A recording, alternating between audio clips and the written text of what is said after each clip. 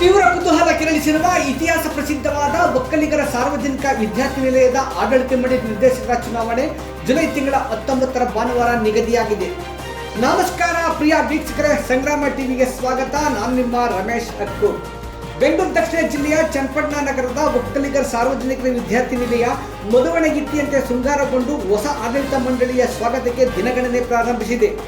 1958ರಲ್ಲಿ ಒಕ್ಕಲಿಗರ ಸಾರ್ವಜನಿಕ ವಿದ್ಯಾರ್ಥಿ ನಿಲಯ ಪ್ರಾರಂಭಗೊಂಡಿದ್ದು, ಅಂದಿನ ಮೊದಲ ಅಧ್ಯಕ್ಷರಾಗಿದ್ದ ಟಿ.ವಿ. ವೆಂಕಟಪ್ಪ, ಕಾರ್ಯದರ್ಶಿ ಬಿಜಿಲಿಂಗೇಗೌಡರು ಹಾಗೂ ಗುರುತರ ಜವಾಬ್ದಾರಿ ಹೊತ್ತಿದ್ದ ಆಡಳಿತ ಮಂಡಳಿ ನಿರ್ದೇಶಕರ ಸಹಕಾರದೊಂದಿಗೆ ಚಿಗುರೊಡೆದಿತ್ತು.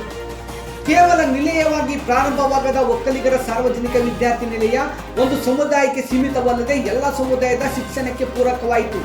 ಗಿಡವಾಗಿದ್ದ ಒಕ್ಕಲಿಗರ ಸಾರ್ವಜನಿಕ ವಿದ್ಯಾರ್ಥಿ ನಿಲಯ ಇಂದು ಬೃಹದಾಕಾರ ಎಮ್ಮರವಾಗಿ ಬೆಳೆದು ನಿಂತಿದೆ ಎಂಬುದರಲ್ಲಿ ಎರಡು ಮಾತಿಲ್ಲ. ವಿ. ವೆಂಕಟಪ್ಪ, ಬಿಜಿಲಿಂಗೇಗೌಡರ ತರುವಾಯ ಎನ್.ಎಸ್. ಗೌಡರ ಸಾರಥ್ಯದಲ್ಲಿ ಮುನ್ನಡೆದ ಒಕ್ಕಲಿಗರ ಸಾರ್ವಜನಿಕರ ವಿದ್ಯಾರ್ಥಿ ನಿಲಯ ನಡೆದು ಬಂದ ರೀತಿಯ ವಿಶೇಷವೇ ವಿಶೇಷ. ಬರೋಬ್ಬರಿ 3 ದಶಕಗಳ ಕಾಲ ಚುನಾವಣೆಯನ್ನೇ ನೋಡದ ಒಕ್ಕಲಿಗರ ಸಾರ್ವಜನಿಕ ವಿದ್ಯಾರ್ಥಿ ನಿಲಯ ಎರಡನೇ ಆಡಳಿತ ಮಂಡಳಿ ಅಂದರೆ ಈ ಹಿಂದೆ ತಮ್ಮ ಆಡಳಿತವಾದಿಯನ್ನು ಮುಗಿಸಿದ ಆಡಳಿತ ಮಂಡಳಿ ಬಿಟ್ಟರೆ ಪ್ರಸಕ್ತ ನಡೆಯುತ್ತಿರುವುದು 3ನೇ ಚುನಾವಣೆ ಇದಾಗಿದೆ. ಕೋಟ್ಯಾಂತರ ಮೌಲ್ಯದ ಆಸ್ತಿ ಹೊಂದಿರುವ ಜೊತೆಗೆ ಶಿಕ್ಷಣ ಸಂಸ್ಥೆಗಳು ಹೊಂದಿರುವ ಒಕ್ಕಲಿಗರ ಸಾರ್ವಜನಿಕ ವಿದ್ಯಾರ್ಥಿ ನಿಲಯದಲ್ಲಿ ಸುಸಜ್ಜಿತ ಪ್ರೌಢಶಾಲೆ, PUC, ITI ಕಾಲೇಜುಗಳು ಹೊಂದಿದೆ. ಅಲ್ಲದೆ ನಾಗವಾರ, ಮತ್ತಿಕೆರೆ, ಸಟ್ಟಿಹಳ್ಳಿಯಲ್ಲಿಯೂ ಪ್ರೌಢಶಾಲೆ, PUC ಕಾಲೇಜುಗಳನ್ನು ಹೊಂದಿದೆ. ಅದರಲ್ಲೂ ಇತ್ತೀಚಿನ ದಿನಗಳಲ್ಲಿ ನಗರದ ಒಕ್ಕಲಿಗರ ಸಾರ್ವಜನಿಕ ವಿದ್ಯಾರ್ಥಿ ನಿಲಯ ಹೊಸ ಒಳಪನ್ನು ಪಡೆದು ನೋಡುಗರ ಆಕರ್ಷಣೆಯ ಕೇಂದ್ರಬಿಂದುವಾಗಿದೆ.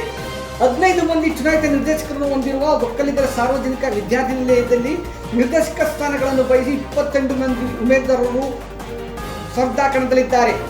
ಕಳೆದ ಆಡಳಿತ ಮಂಡಳಿಯ 15 ನಿರ್ದೇಶಕರ ಸ್ಥಾನಗಳ ಪೈಕಿ 3 ಮಂದಿ ಹೊರತುಪಡಿಸಿ 3 ಮಂದಿ ಹೊಸಬರು ಸೇರಿ 15 ಮಂದಿ ಚುನಾವಣಾ ಕಣದಲ್ಲಿದ್ದಾರೆ.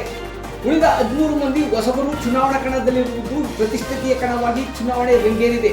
ಮದುವಣಗಿತ್ತಿಯಂತೆ ಶೃಂಗಾರಗೊಂಡು ಹೊಸ ಆಡಳಿತ ಮಂಡಳಿಯ ಸ್ವಾಗತಕ್ಕೆ ಸಜ್ಜಾಗಿರುವ ಒಕ್ಕಲಿಗರ ಸಾರ್ವಜನಿಕರ ವಿದ್ಯಾರ್ಥಿ ನಿಲಯದ ನಿರ್ದೇಶಕ ಚುನಾವಣೆಯಲ್ಲಿ ವಿಜಯಲಕ್ಷ್ಮಿ ಯಾರಿಗೆ ಒಲಿಯುವಳೋ ಕಾದು ನೋಡಬೇಕು.